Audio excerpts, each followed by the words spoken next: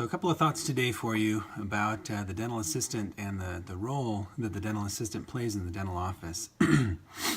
I've had about 10 years, 11 years of post-dental school practice, and I've been able to work with a lot of dental assistants over the past decade. Some that were really, really good, some that were less than really good, and others that probably should not have been dental assistants. My general thought with regard to what the role the dental assistant plays is really that of an advocate for the patient. When you strip aside all their clinical responsibilities and look at what they really do on a day-to-day basis, they're really an advocate for what the patient's best interests are. I've found that the right dental assistant in the right situation can provide a really solid support structure for the patient when they're in the dental office, not only being a sounding board for questions and concerns, opinions, and some thoughts about treatment choices, but also a comfort during the treatment process.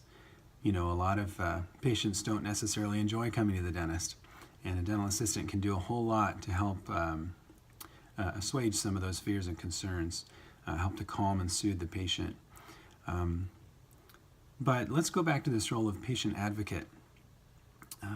Really, what our goal should be as dentists, dental providers, a dental office, and the healthcare industry as a whole. We really should be, number one, focused first and foremost on what's in the patient's best interest, how we can serve that patient, how we can provide them an opportunity to become healthier, whether it's in the mouth, whether it's in the rest of the body, or whether it's to give them the peace of mind of knowing that they have some choices, some solutions, some opportunities, and that there's a way that we can get them from where they are to where they want to be, oral health-wise. So when we look at that general picture of what we're doing, the dental assistant plays a really critical role. In dental school, I went to the University of Missouri, Kansas City. We had, 2 years of light clinical practice, the last 2 years of dental school, and probably about 2 or 3 weeks of those 2 years were with a dental assistant. Most of the time we were doing most of the work by ourselves. Occasionally we'd grab one of our classmates or someone who was available to help us, but usually we were suctioning on our own, we were setting up, we were tearing down, we were doing everything on our own. So when I came out of dental school and started to have dental assistants, it really was eye-opening as to how they could impact the patient. For instance, let's evaluate, a standard, one of the most common procedures we do, which is a crown procedure. Given the right dental assistant with some training and some encouragement, they can really help to give the patient a sense of comfort. They'll pull the patient back and discuss what treatment's going to happen today. Ideally, all the financial stuff has already been arranged. They'll be able to discuss with the patient any concerns the patient has. A lot of times the patient will ask questions about either the treatment or the doctor before the doctor's in the room. This is a good opportunity to be really forthcoming about the treatment that's going to happen, describing the process, helping the patient to understand what's going to take place. And then hopefully, assuming there's a good relationship between the doctor and the dental assistant, which there always should be, providing some encouragement to the patient, some support, letting them know that this doctor knows what they're doing. Now, if there is some a lack of trust between the dentist and the dental assistant, meaning if the dental assistant doesn't necessarily trust the dentist, this can be something that can be damaging.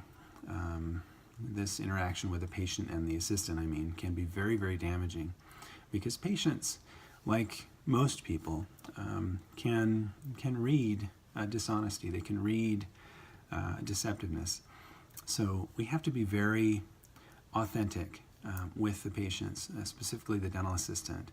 If there are issues between the dentist and the assistant, if the assistant feels like the dentist maybe doesn't know what he or she is doing, or maybe feels like the dentist doesn't have the patient's best interest in mind, or perhaps the dentist isn't providing as high quality of dentistry as should be provided, then what needs to happen before patient care is the dentist and the assistant should sit down and discuss this. It's difficult sometimes for someone who is considered below another person to approach them with concerns. I hope in the name of high quality patient care and providing outstanding service that a dental assistant would always be able to discuss with the dentist his or her concerns about their individual treatment choices, quality of care, and any other concerns that may arise. For instance, if I complete a crown and the margin is inappropriate or improper or open or whatever, and I don't notice that, or I don't correct it, or I don't offer to correct it, or what have you, that will create a significant loss of trust for the dental assistant. And if it continues without being addressed, it'll create some challenge long term for the practice, because if the dental assistant doesn't trust the doctor, the dentist, then that'll be transmitted to the patient, whether directly or indirectly. The patient will be aware of that. And if you were to go in, just think to yourself, if you were to go into a dental office and find a dentist or talk with an assistant who doesn't seem to trust the dentist who's going to be doing the treatment for you, how would you feel? I wouldn't feel very good about that at all. I'd probably, find some excuse to leave. Oh, I'm sorry, something came up, I've got to go. My wife just called or texted, I don't have time, I've got to go now. So if there's a lack of trust between the dentist and the assistant, that can really be damaging to the patient's trust level, I should say, of the dentist.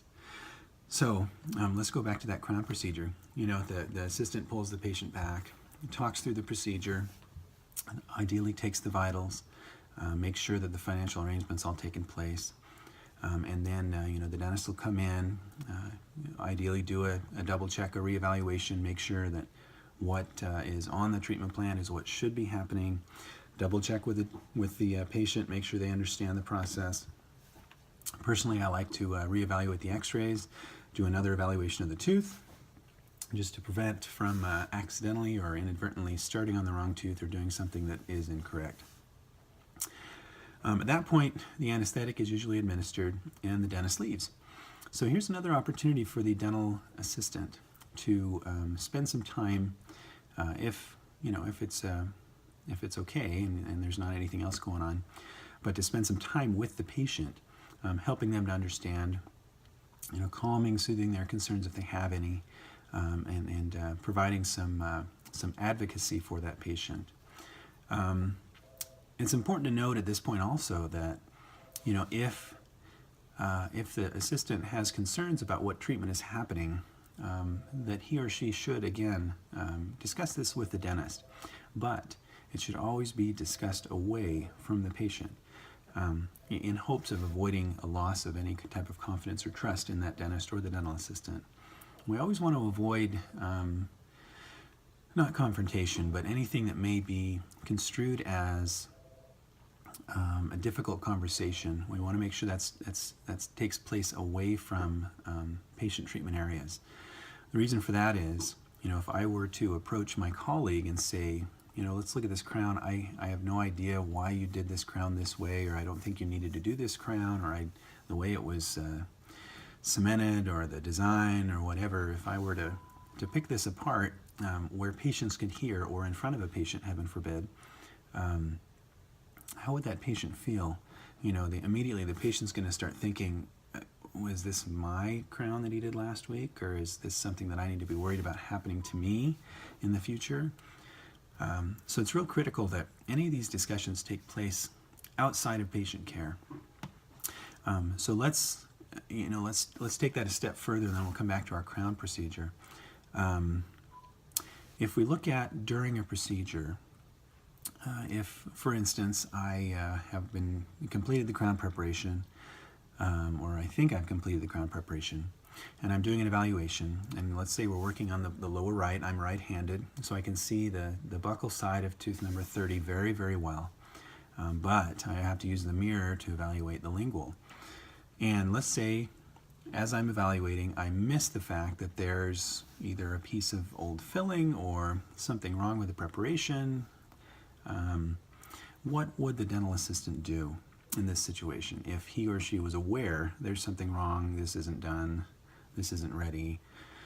How can the dental assistant get the dentist's attention in a way that doesn't alarm the patient? So in my mind, there are a couple of ways that you can do that. I would always avoid saying, Dr. King, it doesn't look like you've done this right. Of course, I don't think any dental assistant would do that. Or something like, that doesn't look right, can you look at it again? Anything that's going to distract or detract from the patient's trust level, we want to avoid. Now, if there is something that needs to happen in front of the patient, just be cautious about how it's said. Personally, if I were a patient or as a dentist, I have no problem with the dental assistant saying, Dr. King, would you take a look at the mesial lingual of tooth number 30? Or would you take a look at the mesial lingual prep, or the margin in that area? Just something to draw my attention to that area without the patient really being aware that there's a concern. Oftentimes the dental lingo that we use can be, it's kind of like a different language. So just something to grab attention. Dr. King, would you, what's that on the mesial lingual? Help me understand what that mesial lingual is. Something like that, so it draws my attention to that area.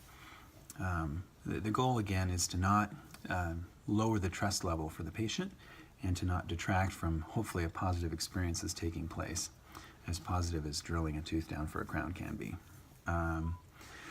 So another thing I'd suggest at this point is if during the procedure, no matter what the procedure is, you should develop a code word with your assistant, between the assistants and the dentist. If something is out, if we don't have a particular material, for instance, if I were to be asking for Viscostat or Astringent or something after a crown prep, and we don't have any for some reason, rather than the dental assistant saying, we don't have any, we're out, in front of the patient, all of a sudden the patient will think, oh my gosh, they don't have something that they need. Is this going to end up well? So I would suggest a code word for the dental assistant to relay to the dentist that they're out of something. Now, ideally, you've had this discussion before patient treatment has started. In a perfect world, the dental assistant should be perfectly prepared, and if there's something missing or some procedural part that's not there for whatever reason, that needs to be communicated to the dentist before the procedure starts, again, away from patient care. So if that can be communicated before patient care, it'll prevent any of these concerns from happening and having to have a discussion in front of the patient. So if we get to the point where you have to communicate, we don't have this, we're out of it, I would suggest developing some sort of a code or a phrase that doesn't necessarily sound out of place, so that you can relay that to the dentist.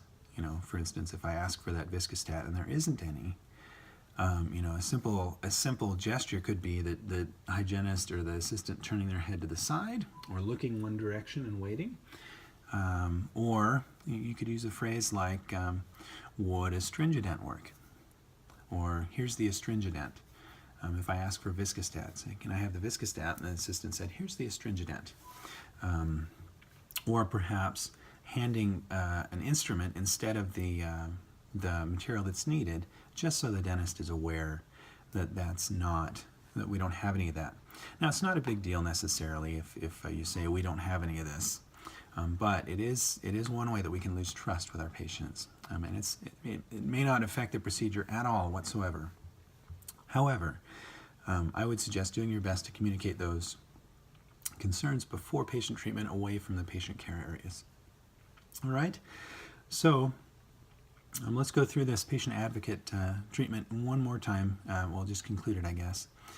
As we've wrapped up our procedure, one other thing that the assistant should always be aware of is, as the procedure is going along, make sure to monitor not only the treatment that's happening in the mouth, but also how the patient is taking that treatment. Facial expressions can tell a lot. And if you see something that seems to be whether the patient's feeling in pain or they feel like they're stressed, offer to sit them up and give them a break. It's not uncommon for a patient to need to take a jaw break just, from being open for so long from a procedure. So always be monitoring what's going on with the patient as a dental assistant. As the procedure wraps up, do your very best as a dental assistant to make sure that the patient is aware of any postoperative complications that may happen. It's very, very common, and no matter what procedures we do, for the teeth to become sensitive. And a lot of that has to do with the inflammation process that happens due to drilling a tooth down with a drill that's spinning at 200,000 or 300,000 RPM. It irritates the tooth. No matter how cautious we are, almost every tooth will become irritated to some degree. So we want to make sure the patient's aware. This is a normal process. This happens to almost everyone. If they feel like they're in a big group where this is a normal thing that's going to happen, that will lessen the issues that they may have, the frustration level they may have after a procedure is done. So as the assistant, that advocacy role dictates the need to make sure the patient's aware of what postoperative things may happen. Whether that's sitting down with them after the dentist leaves and discussing, or whether that's handing them a review sheet. A lot of offices have, you've just had a crown sheet, this is what you may expect afterwards, or you've just had an extraction sheet, this is what to expect afterwards. And a lot of this can be done as the postoperative x-ray and the delivery consent is being signed, so that it doesn't have to take too much time. But as this is taking place, it's really critical that the assistant be connecting individually with that patient. We don't want to feel like the patient is one of many. Although they are still individual, unique people, and they need to feel, all of us do, all of us need to feel like we are cared for and connected with. So as this procedure is wrapping up and during the whole procedure, make sure that the connection is individual and personal. I've worked with assistants before who have been excellent assistants, clinically, technically. But when it comes to connecting with people, they treat them more like a procedure instead of a person. And I've had assistants who were terrible clinically, awful, horrible. I'd have to ask them for the right thing several times, before they grab it and hand it to me. But they connected with people so perfectly. And if I had to choose between the two, I would much rather have a dental assistant that connects well with the patient than I would have a dental assistant who is an exemplary, perfect, clinically dental assistant, but doesn't connect well. Because in the end, really, all that we do in dentistry is about connecting with people and providing services. And if that connection doesn't happen, or if it isn't strong enough, or if it isn't unique and personalized enough, then those patients won't remain with us long. They will look for that place, those individuals with whom they can connect a much stronger and much more individually. So, kind of a recap for the last 18 or 20 minutes here. As you are going through your dental assisting training, dental assisting experience, dental assisting procedures on a daily basis, just make sure that you realize that as a dental assistant, your job is to be a patient advocate. If there's something that's happening that you don't feel like should be happening, or that something that seems amiss or off or incorrect, sneak out of the room, pull the dentist with you, discuss that. Because ultimately it comes down to making sure we're providing appropriate, high quality, gentle care to our patients. And if something's happening that shouldn't be, as an advocate, as a dental assistant, an advocate, it's really your responsibility to just make sure things that are happening should be happening. Occasionally we come across a situation where the wrong treatment was provided, or the wrong tooth was extracted, or a crown was placed on the wrong tooth. And these, ideally, I can't see that these should happen, but exceedingly rarely. In my 10 or 11 years post-dental school of practice, I have worked on one tooth, incorrectly worked on one tooth. It was we were working on, I think it was either 14 or 15, and both teeth had been treatment planned for composites on the occlusolingual, and I just started on the wrong one. They were adjacent teeth. Ideally, had I been paying attention, yes, we would have started on the correct tooth, the one that we'd planned on starting on that day. But if the dental assistant were really paying that close of attention, he or she would have stopped me before. As soon as that drill chimed up and it started to head for 14, I would suggest putting the suction, a high volume suction, right in the way, so there's no way to get to the wrong tooth. Anyway, so if there's good communication, a good advocacy role being played by the dental assistant, ideally all these treatments can be avoided, because the dental assistant is paying as close attention as the dentist is to every treatment that's taking place due to their role as a patient advocate. So if we can focus on that, focus on serving the patients to the best, highest quality way that we possibly can, in the end, we'll be able to practice very efficiently, because the patients will know that we're not here to earn $1,000 a crown, or to provide as many procedures as we can. But we're here to serve them. We are here to provide a communication, a connection, and high quality care to help make them healthier. A lot of this comes down to how well we connect with them and how well we stand up for their best interests. And that is where the patient advocate, the dental assistant, plays a really key and crucial role.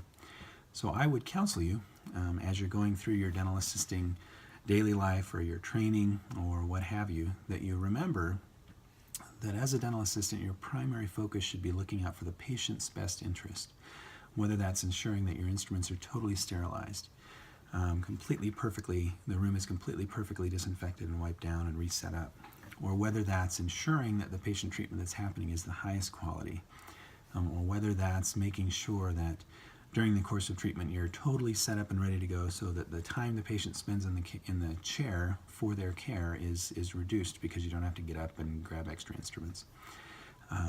As a patient advocate, there are a lot of opportunities to serve people, and if we can focus on making sure that we're doing the best that we can in our individual roles, whether it's a dentist, dental assistant, hygienist, benefits coordinator, operations manager, or receptionist, then our patients will trust us.